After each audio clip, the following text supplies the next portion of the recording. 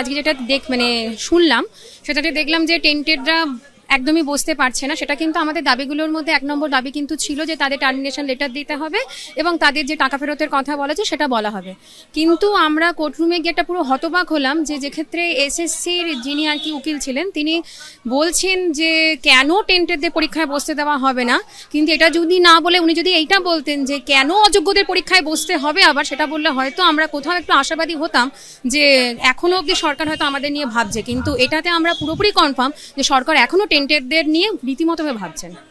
তারা চাকরি করেছে, তাদের চাকরিটা চলে গেছে, রীতিমতো তারা টাকা দিয়ে চাকরিটা পেয়েছে, আবার এখন তাদেরকে টাকাটা ফেরত দিতে বলা হচ্ছে।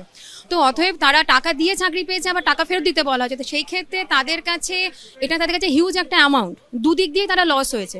তো এই ক্ষেত্রে সরকারের হয়তো কোথাও একটা ভীতি তারা পাচ্ছে যে যদি কারোর নাম যদি প্রকাশ্যে চলে আসে যে কাদের কাছে টাকা দেওয়া হয়েছে বা কোন কোন মন্ত্রী এর সাথে জড়িত, সেই জন্য তাদেরকে বাঁচানোর চেষ্টা কিন্তু আপ্রাণ আজও করা হচ্ছে।